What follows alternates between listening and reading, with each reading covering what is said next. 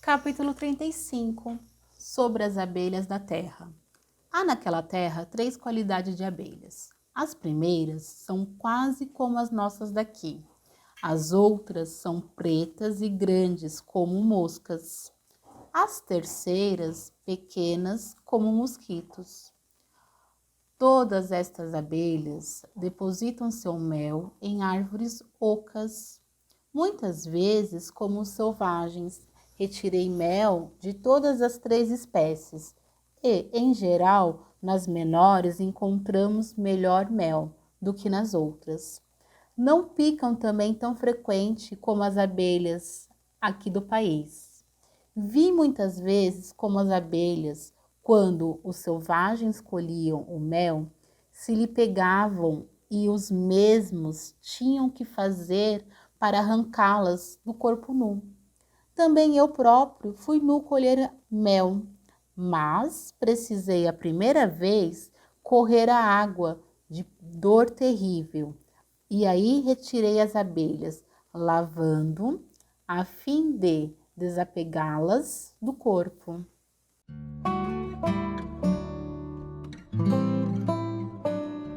Capítulo 36.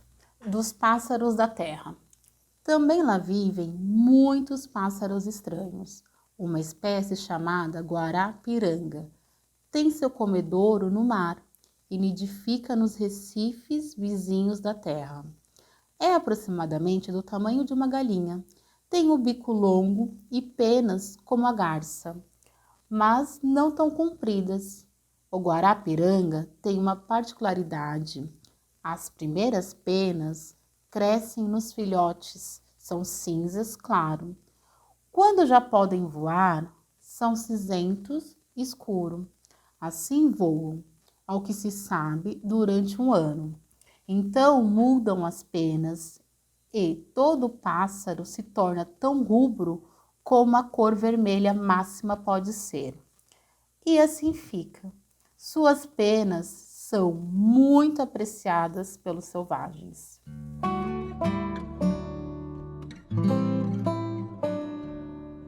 Relatório sobre algumas árvores daquela terra. Capítulo 37.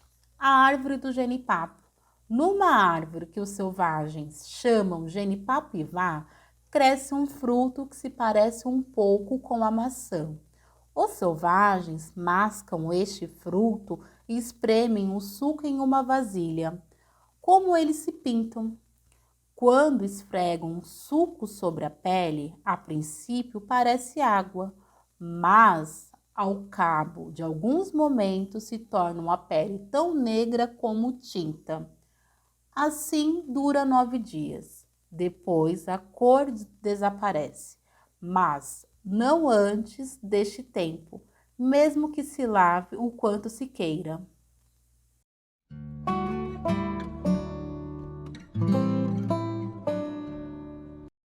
Capítulo 38. Como crescem o algodão e a pimenta brasileira e algumas raízes que os selvagens plantam para comer. O algodão cresce em arbusto, de mais ou menos uma braça de alto, e tem muitos galhos. Depois da florada, o arbusto dá cápsulas. Estas se abrem quando ficam maduras. O algodão está, então, nas cápsulas, em torno de um pequeno caroço preto. Este é a semente que se planta. Os arbustos estão cheios destas cápsulas. Há 2 qualidades de pimenta naquela terra. Uma é amarela, outra vermelha. Ambas as qualidades crescem, porém, da mesma maneira. Quando a pimenta está verde, tem o tamanho do fruto da roseira brava, que cresce no espinheiro. O pimenteiro é um pequeno arbusto, de mais ou menos uma braça de alto. Tem pequenas folhas e fica cheio de pimenta. A pimenta tem gosto ardido. Os selvagens a colhem quando está madura e secam-na ao sol. A outra espécie de pimentinhas, que se parece bastante com esta, secam do mesmo modo. Há também raízes que se chamam jética e têm bom sabor. Quando os selvagens querem plantá-las, cortam as raízes em pequenos pedaços e metem os pedacinhos na terra. Estes crescem então e as plantas se espalham sobre o solo, como ramas de lúpulo, e deitam muitas raízes.